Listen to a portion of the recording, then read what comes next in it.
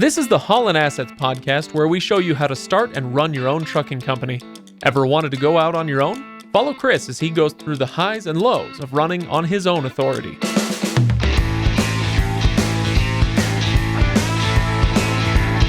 Welcome, everybody. Welcome back to the Haulin Assets podcast. This is episode number 182. Today we're talking about June 2025 financials. I'm your host, Craig, over there. He is Chris. Chris, how's it going? It's going well. How are you? I'm all right, you know? We're creeping up on 200. Creeping is the operative word here. When we do 2 a month, it feels like it takes a while. It does. So sometime about this time next year, Chris, it'll be 200. But, I hope people appreciate it. Even though we slowed down at the beginning, we were doing it weekly and then, kind of figured the content isn't necessarily there. We're not just going to get in your ears for no reason, right? So we slowed down a little. And anyway, so the episode count, Chris, I think does not reflect just how much time and thought and effort has gone into this podcast. I hope people like it. A lot of time and effort. Yep. Yeah. So, Chris, we're talking June financials today, but of course we have plenty of other things to talk about before that. So anybody who only cares about the numbers, go ahead and hit that plus 30 seconds about, 20 times. And Probably not that many times. We'll see where we get. But first, I'll remind everybody to go to haulinassetsllc.com to get the actual financials that we're going to be talking about today. You can follow along once you're not driving. You can follow along with the numbers that we're going to be talking about. You can see going all the way back to the beginning of the show. Okay. When did we start doing financials? Somewhere in the teens episode? Yeah. Teens somewhere to in 20s, somewhere around there. So you can go all the way back to the very beginning of the life cycle of Haulin Assets and follow along with how things have gone. Let's see. Last episode, Chris, we talked a lot about motorcarrierhq.com. So we mention it all the time. I mentioned that it has the tools, tips, and the people that you need to make the jump from employee to owner-operator. But what does that mean? If you're curious and you missed the last episode, go listen. It was one of our longer episodes, and I think it was a really good one. So people should go check that out. Okay. And Motor Carrier HQ is really what, has got us to this point. Like we wouldn't be able to do the podcast, anything else without Motor Carrier HQ supporting it. So if you can, if you're in need, give us a call. Let us prove that Motor Carrier HQ is the right place to, service your needs as far as the trucking goes and getting a business up and going. We'd love to help. Whew, I'm so glad you said, trucking after service your needs. Well, that's a good point. All right, Chris, any tales from the road to regale us with? Well, we had a new thing that's never happened before. Always exciting. I had a driver getting unloaded at a big DC back east, and it got a bomb threat. While our driver was there. Yeah. In DC? Not in DC as in distribution center. Oh, gotcha. Okay. So it was just, one of those. You and your fancy truck lingo, Chris. The acronyms. Okay. So the distribution center, and where was it? It was back, I think it was in Pennsylvania, if I remember right. So, yeah. All right. When was threat, that? So that they made all the drivers leave just leave your truck? Drop the the trailer, leave on your truck. And I can't remember exactly. It was like 4 or 6 hours, somewhere around there, that before they called them back and said, it's all clear, go ahead. Just a false alarm, false alarm, no big deal. No big deal. Somebody called in a bomb threat? Yeah. Can you imagine, like this is one of the huge DCs, like what it costs them to shut down essentially for 4 to 6 hours. And it's one of those things where, it's tempting. You hear about somebody calling in a fake bomb threat and you're like, well, they didn't bomb anything. Where's the crime? Well, the crime is you just dented a lot of businesses. Well, yeah, you costed Haulin Assets money, not as much as it cost the DC. The DC, yeah. Watch me go. Yeah, the DC. Oh, yeah, they really got hit. You're learning. Well, that's crazy. So 4 to 6 hours, just downtime, pure downtime. Yeah. Okay. Well, I'm glad everything turned out okay. I had my 4th of July weekend in DC, not a distribution center. Thank you very much. So I can tell you about that maybe at the end of the episode. But yeah. Speaking of 4th of July, oh my gosh, talk about a crazy weekend. Well, that's what I was going to mention, bomb threats, etc. Yeah, that's why I brought it up, but we'll get there later. What happened for you guys on the 4th of July? That was only part of it. I don't know what the deal is with this year's 4th of July, but every last one of our trucks had some kind of issue. Not all of them were on the road. Probably 2/3 of them were on the road.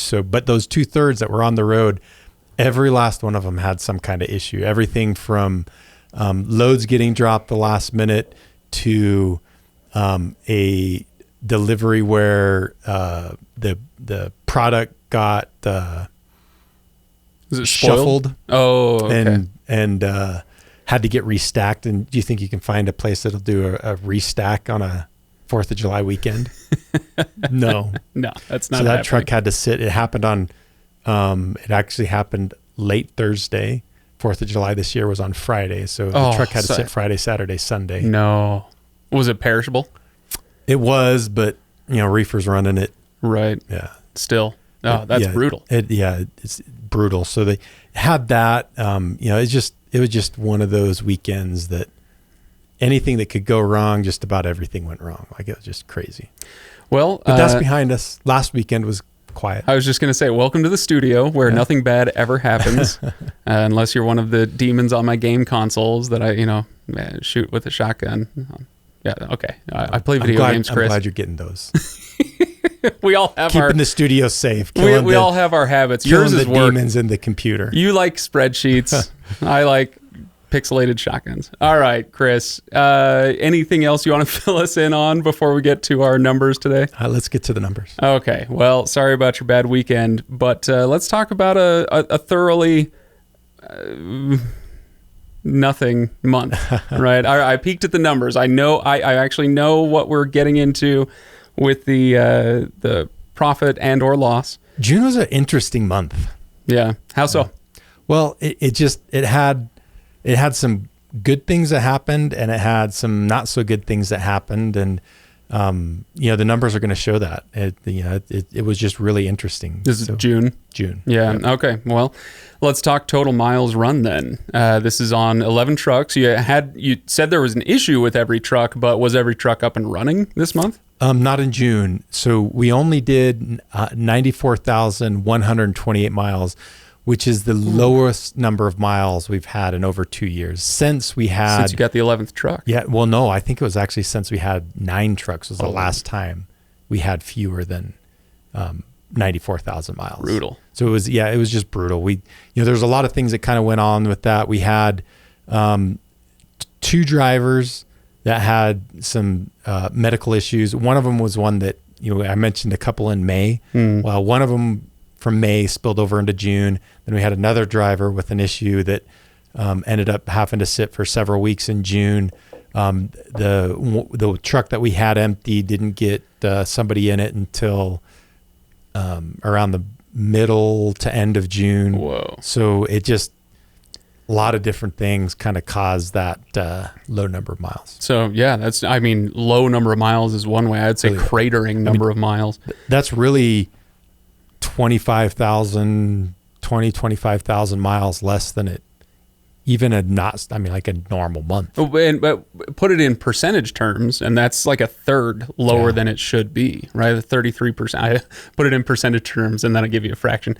It's like 33% or something lower than where you want it to be. And like I've mentioned in the past, a lot of times, like your most profitable miles aren't those first 100,000. That's kind of like what you need to break even. And your profit doesn't even come till, depending on what the rate per mile is at any given time. I mean, your profit doesn't come till 110 to 120,000 miles. That's wow. Okay. So of those 94,000 miles, how many were Deadhead? 7,658, which it's not too bad. 8.1%, a little higher than we'd like to see. But again, this is the time of year we know we're going to have higher than normal Deadhead because just the nature of where we're shipping from and what we're doing.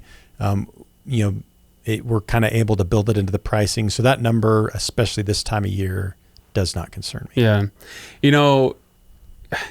Side note, is a lot of this just because it's summer, kids are out of school, families are doing vacations? Does everything kind of slow down for those 2 or 3 months in the summer? That's part of it. It is a little bit. part of it. Yeah. Okay. Because I was just thinking, man, what would happen if we just across the board abolished summer vacation for kids? And like, what would that do to the economy? I bet it would flatten out a lot of these dips, summer and winter dips. Yeah. There would be other horrible effects that we wouldn't like very much, but boy, wouldn't that be nice? Wouldn't it? All right, so 8.1% Deadhead miles. Where are we at total revenue then? So the total revenue wasn't as bad as you would think it would be. It was $219,217.73. Okay, so that's well over $2 a mile then, if I'm doing my math right. Yeah. Where did we end up there? $2.33 a mile, which is one of the best, I think the second best we've had since post-COVID. That's the craziness of COVID, which just blows my mind. That's got to hurt, right? Yeah, like the rate is up that good high. Of a rate when we have so few miles. Yeah, it's the word that I've said more than any other on this podcast so far, and that's brutal. Ooh. It is. So the rate being so high, is that, do you think, because every other trucking company out there is having similar issues with staffing and vacations?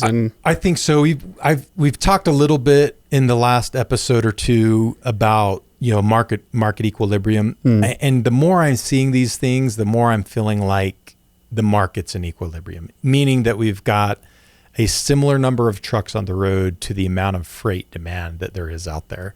And so then when either the number of trucks on the road goes down a little bit, it's going to cause rates to go up. Or if the volume of freight goes up a little bit, it's going to cause rates to go up.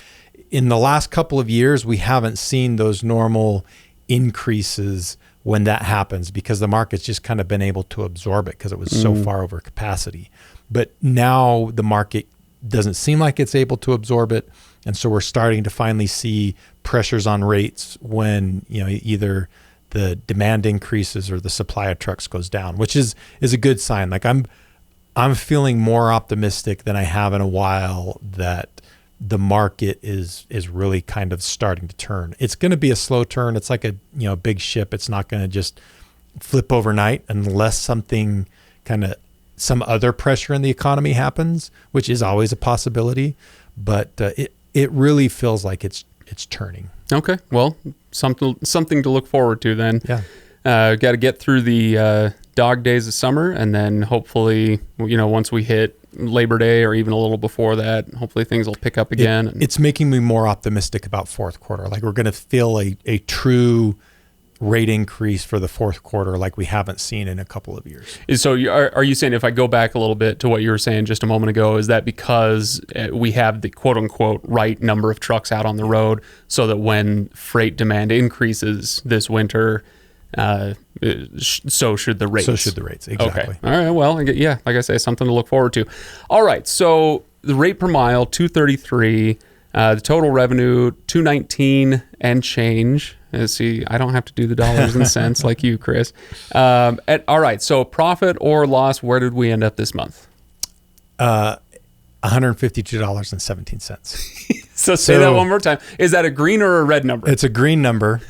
So at least we have that going for us.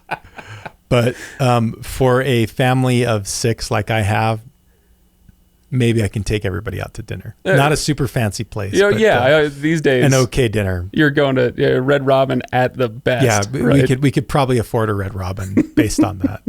So not great, but really not close to great because it's still, pretty significant cash flow negative. Yeah. We need to see that number well above 30,000. I was going to say maybe even really above 40. Somewhere between 30 and 40,000 to really see healthy positive cash flow. Right. So it's nowhere near where we need to be. Based on the low number of miles that we got, it could have been a lot worse. Thank goodness that rate was where it was at, the rate per mile. Hopefully, July is feeling more like, at least the number of miles is feeling more like a normal month. So we'll kind of see. Yeah. So before we get to the specific P&L items, do you mind if I dig into this just a little bit? I'm curious, as a business owner, so you're running this company, you've got 11 employee drivers, and that's getting shuffled, right? People leave, people come in. How much possibility is there, do you think, as a business owner, to get your employees to buy in at all to that bottom line number? Is that a concern, or is it really just kind of a, hey, I'm going to drive, I'm going to get my miles, I'm going to do a good job, and then I'm going to go home? And, the company itself, it's a small business, right? How much can you expect them to care? How much can you get them to buy in and tell them something like, hey, rates are at 233. We need to go hard so that I can keep 11 people employed, in the down months. Does that make sense? Is there any of that? It does. You get, I look at our 11 drivers and you get the range. I would say for the most part, like you've got anywhere on the spectrum of somebody that just says, screw the company, I'm going to do what's best for me all the time, every time.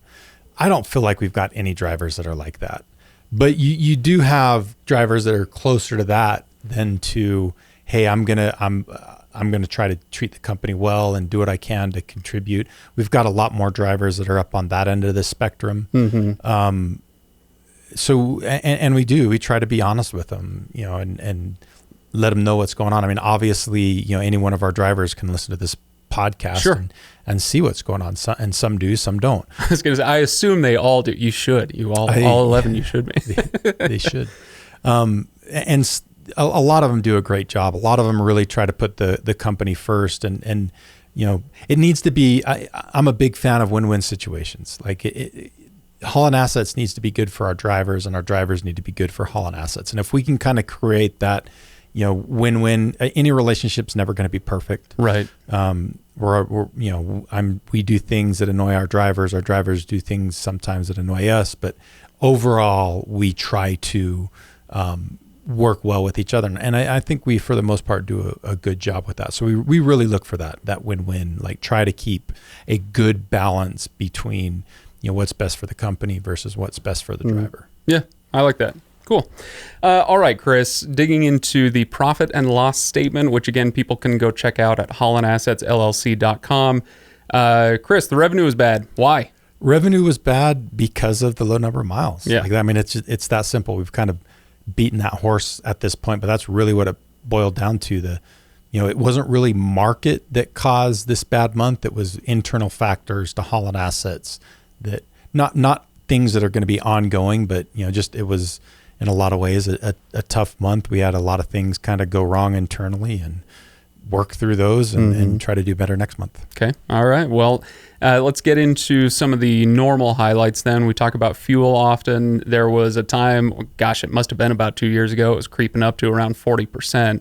And that was nuts. That was lately crazy. It's been down closer to 30, 32, right? Where are we at this month? Or even last several months we've been under 30, and this month it was 26.7%, which is really close to like that kind of, if we can be at 25%, we're pretty dang happy. And we're essentially there. That 26.7% is good. Although Chris, that's what we call a mickle. Yeah. Many a mickle. That's one mickle right there. Yeah. Okay. That's a deep cut. Sorry. You guys are going to have to go back about 20 episodes to hear that one. So, okay. Yeah, go on. So, it's moving in the right direction. With that being said, at least out west, it's seeming like fuel prices are starting to creep up again. We'll see what happens with that. Yeah. I drove around on the East Coast in the last week or two. And you were feeling that. And I was loving it. I filled up in New Jersey for under $3 a gallon. It was great. Yeah, we haven't seen that in Utah for a while. No.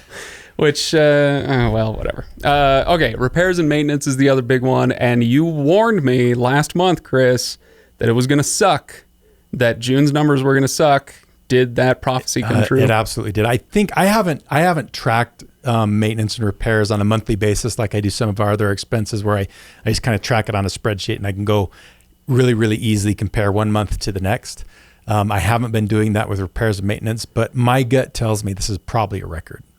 Between the two of them is almost $45,000, which is just, that's 15 to 20,000 more than normal. And so was this freak occurrences or normal maintenance, tires, that sort of thing? There was a lot of the normal stuff, but there was absolutely some crazy stuff. Like we had, I'm trying to remember what happened. 2 transmissions went out. Is that bad? That's yeah, bad? they're not. That's not a good thing. They weren't like blown transmission. They didn't have to be rebuilt, but Oh, okay. transmission issues. Right. And one of them got repaired really quick. I talked about this. Yeah, The you other mentioned one that. did not. That's right. And the other one that did not. And part of this expense, like we had to rent a truck, and we ended up having to rent that truck for several days, and it took a long trip. So you're paying not just the daily rental fee, but you're also paying mileage on it, tow bills, all of that added up. And there's a good chunk of that $45,000 that was because of that. Right. Well, but then we had other,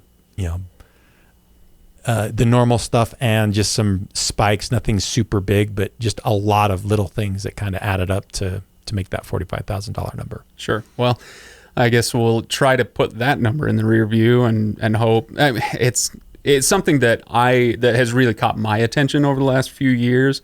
When we talk about repairs and maintenance, every month that you say, "Hey, it was a good month for repairs and maintenance," I kind of go, "Okay, congratulations, Here it comes." Yeah, it's coming. Speaking of, it's like you talk about the market kind of evening out, achieving equilibrium. Repairs and maintenance that will achieve equilibrium. So can we then utilize that in the other direction and say, because it was such a bad month in June, that we're due a good one in July? You know what? Give me that, please. Genuinely, yeah. Okay, I mean, not good. necessarily the next month, right? But I would bet decent money, Chris, that if you actually did track month by month, and then you looked historically over the last 5-6 years, I bet you would see really steady 12-month averages. Right. I think, as I'm kind of thinking through this, I think it'd be a good idea for me to go back and add that line item to my spreadsheet, and because then it'll help me see trends, as our truck's aging and seeing that increasing. That's what I want to see. I want to see new truck under 500,000 miles versus aging truck.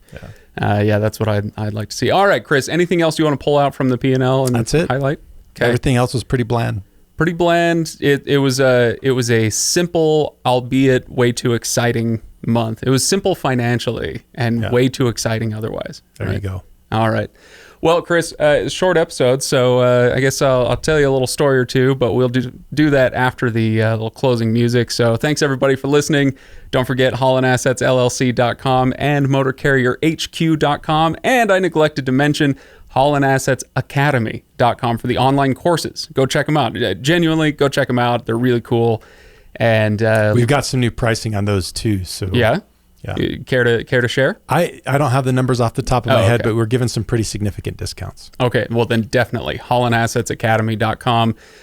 Leave a review on iTunes or whatever it's called now, and find us on Facebook, all that good stuff. Chris, thanks for coming, and I'll see you next time. See you then.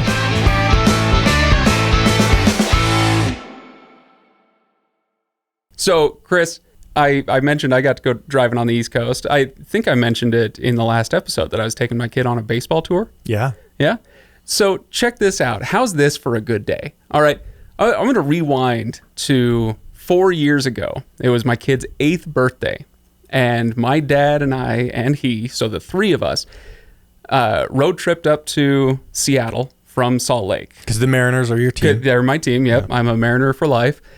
So we road trip up there all day, 11-hour drive, and he did great, right? This 8-year-old kid, or I guess he was about to turn 8. So on his 8th birthday, he got to go with his grandpa to the Air and Space Museum and eat hamburgers, and then go to a Mariners game, and they went into extra innings and walked it off. Wow. Nice. And it was incredibly exciting. It was a sold-out crowd, and then it was fireworks night. And the fireworks ended at precisely midnight on his birthday. It was like the greatest 8th birthday a kid could ever have. And anyway, so fast forward now 12 years, and I took him on a baseball trip. We went back east. We landed in Fast D.C. forward 4 years to 12. Yeah, whatever. Right? Yeah, He's 12 now. He's 12 now. So took him back east. We landed in D.C., and then the plan was we went and saw the Nationals, the Phillies, the Mets, the Red Sox, the Yankees, and then the Orioles, and then we'd fly home. So that first day was the 4th of July in Washington, D.C. At a Nationals game.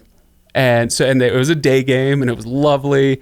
The Jets are doing their flyover, and it's like the one day a year that I will actually drink a Budweiser, right? Because like it's the 4th of July, I'm at the Nats field, and so it's just this amazing day. And not then the bougie beer. Not exactly. Yeah, that's right. It doesn't go very well with my long hippie hair. Anyway, that night took him to the Washington Monument and watched the fireworks. Oh, that's cool. And so anyway, this kid, I'm not even consciously trying to be the best dad ever. I just am, Chris. I'm just killing it. Okay. So his birthdays, he's now had 2 of the best baseball birthdays ever. And the fireworks were great, but not as good as I hear they are in New York City, but it was so cool. That's cool. Anyway, you were reminding me of all this because I had to explain to my kid why there were like 4 police bomb units driving around the mall. And so he's like, Dad, why is that truck so big? I'm like, look what it says on the side, dude. Like, they're out hunting for bombs. Oh, are we going to get bombed? And I'm like, yeah, probably. Let's go watch the fireworks. Great dad. I'm the best dad ever, Chris. That's funny. So anyway, if anybody has that opportunity to take a boy out to a baseball game with fireworks guaranteed at the end of it, highly recommended. So, Chris, how was your personal 4th? It was good. I started it with I ran a 5K. It was a terrible 5K because the first mile was straight uphill. No, that's what we get for living in the mountains, right? That's what. Yep. They couldn't start it high and finish low. This one was one where it was like a loop. So the first mile was pretty brutal, but the first half was mostly uphill. And the last half was mostly downhill. So that first half, by the time you get to the downhill portion, you're like already more tired than you should be in a 5K. Yeah. So a parade, hanging out with friends, and we just watched the fireworks from our house. You can see them from our house pretty well. So that was fun. Yeah, that's cool. When I was 17, I did a sprint triathlon. So it's like half the length of a normal triathlon, and did the swimming, and that was tiring and everything, but it was fine. Get on the bike, and it was the same kind of thing. I think it was 10, 12 miles, something like that. But the first half was up the mountain. Then the second half was back down the mountain, back to the course. And I didn't realize as I was coming down the mountain that my legs that I'd just been, torching for 6 miles. They were jello. That I was like, oh, thank goodness I get to rest. But I'm resting for 6 miles downhill, and I get to the bottom, and then it's time to run a 5K. And my legs had totally seized up. I had nothing left in the tank. I was injuring myself. It was bad. All right, Chris, we've swapped stories long enough. I guess I'll see you next time. See you then.